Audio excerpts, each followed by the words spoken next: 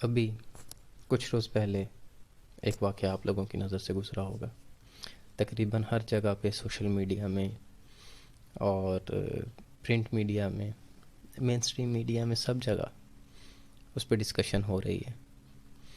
تو میں بھی سوچ رہا تھا، جب میں نے وہ دیکھا تو وہ بہت ہی ایک تکلیف دہ وہ ایک واقعہ تھا، انسیڈنٹ تھا، جسے دیکھ کے انسان اپنے معاشرے کے بارے میں وہ سوچتا ہے اور وہ یہ فیل کرتا ہے کہ وہ کتنا انسیکیور ہے اس سوسائٹی میں، وہ اپنے بارے میں، اپنی فیملی، اپنے بچوں کے بارے میں، کہ ہمارے بچے، ہماری فیملی، ہمارے لوگ اس سوسائٹی میں کس قدر انسیکیور ہیں. اور جس کسی کے ساتھ ایسا واقعہ پیش آتا ہے اس پہ کیا گزرتی ہوگی.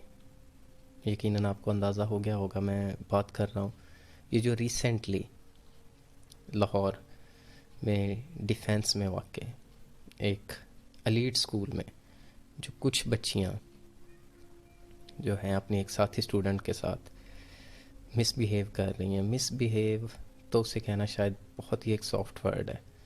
مطلب جو ایک اپنی امارت اور اپنے ایلیٹ ہونے کا وہ ایک ثبوت پیش کر رہی ہیں. تو اصل میں ہم اپنے معاشرے کے بگڑتے اقدار کا اندازہ یہاں سے لگا سکتے ہیں کہ عمرہ اور اشرافیہ کے مہنگے مہنگے اسکول اور ان میں کچھ امیر زادیاں ایک بچی کو زمین پر گرا کر اس کی پیٹھ پر بیٹھ کر اسے بدترین تشدد کا نشانہ بنا رہی ہیں اور ساتھ غلیظ گالیاں بھی دے رہی ہیں جو ان کی عمارت کا ڈنڈورا پیٹ رہی ہیں.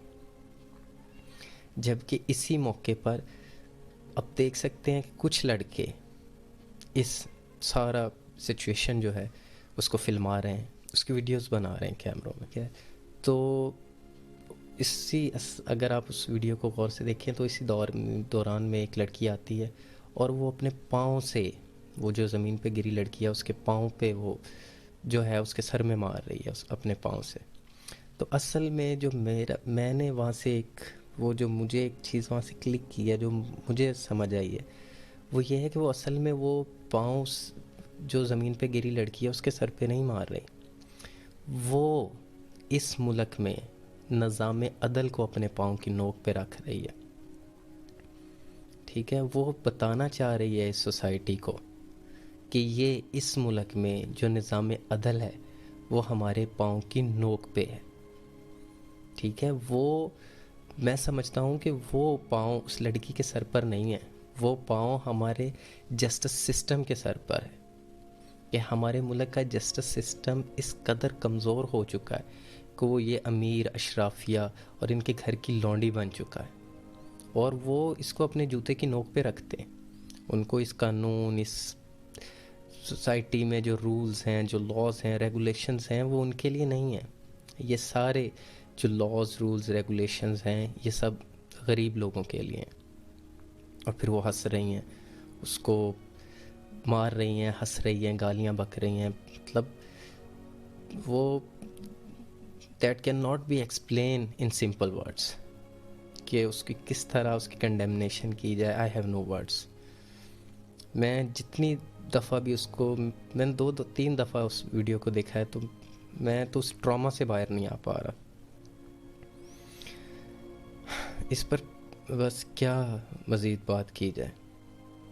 اس سے بس ایک ہی بات سمجھ آتی ہے کہ ہماری سوسائٹی، ہمارا معاشرہ، شاید یہ ملک صرف اشرافیہ کے لیے بنا تھا، جگیرداروں، وڈیروں، سرمایہ داروں کے لیے بنا تھا. غریب کے لیے یہاں پہ کوئی قانون نہیں ہے، غریب کی یہاں پہ کوئی وہ محفوظ نہیں ہے، اس کے لیے کوئی اس کے لیے ریلیف نہیں ہے. نہ اس کو انصاف مل سکتا ہے، نہ اس کو اچھا روزگار مل سکتا ہے، نہ وہ اچھے سکولز میں جا سکتا ہے. ہاں، اگر کوئی بیچارہ کسی طرح کسی اچھے سکول میں پہنچ جاتا ہے تو اس کے ساتھ جو ہوتا ہے وہ آپ کے سامنے ہے. اب یہ نفرت تھرو آؤٹ ہر لائف اس کے ساتھ چلے گی. اس کے ذہن میں، ایون میں اس کے فادر کا ایک انٹرویو دیکھ رہا تھا ایک ٹی وی چینل پہ، اور وہ کہہ رہے تھے کہ ہم پاکستان آئے صرف اس وجہ سے کہ عمران خان کی انہوں نے وہ جذباتی تقاریر سنی اور انہوں نے کہا وہ افریقن نیشنل بھی ہیں اور جاپان میں بھی رہ رہے ہیں اور اپنا وہ سارا سرمایہ لے کے پاکستان میں آیا، پاکستان میں انہوں نے سرمایہ کاری کی لیکن اب وہ یہاں نہیں رہیں گے، وہ اپنے بچوں کو لے کر یہاں سے چلے جائیں گے. تو یہ اوورسیز پاکستانیز جو ہیں ان کی تھنکنگ ہے یہ پاکستان کے بارے میں. مطلب اگر ہماری سوسائٹی ایسی ہوگی، ہمارا معاشرہ ایسا ہوگا، تو لوگ باہر سے یہاں کیوں آئیں گے؟ اور جو یہاں پہ ہیں وہ بھی کہیں گے کہ یار یہ ایک جنگل کا معاشرہ ہے، اس میں کوئی قانون نہیں ہے، کوئی امپلیمنٹیشن آف لا نہیں ہے، تو یہاں پہ کوئی کیوں رہے گا؟ اور یہ ملک روز بروز اسی طرح حالات بگڑتے جائیں گے. ہمارا معاشرہ روز بروز اخلاقی پستی میں گرتا چلا جا رہا ہے، اور ہم اس دلدل میں دھستے چلے جا رہے ہیں. یہ ذہنی، اخلاقی اور معاشرتی پستی کی بدترین مثال ہے.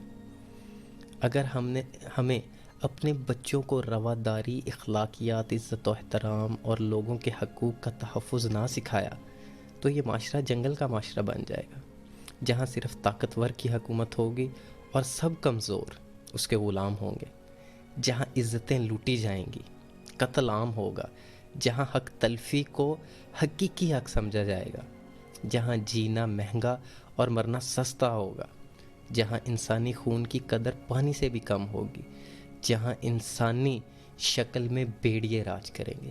تو پھر ہماری سوسائٹی کیسی سوسائٹی بن جائے گی؟ جو انسانوں کے رہنے کے قابل نہیں ہوگی.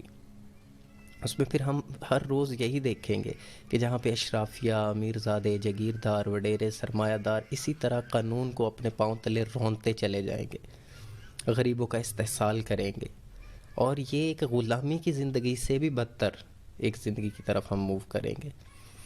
تو اگر یہ ہماری سوسائٹی اسی طرح چلتی رہی تو پھر اس پہ ہمیں انا للہ و انا الیہ راجعون پڑھ لینا چاہیے.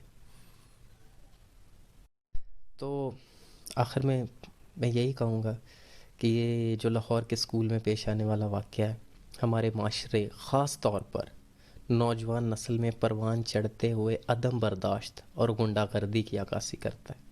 غلیظ زبان کا استعمال بتاتا ہے کہ سوشل میڈیا سے بات بہت آگے بڑھ چکی ہے.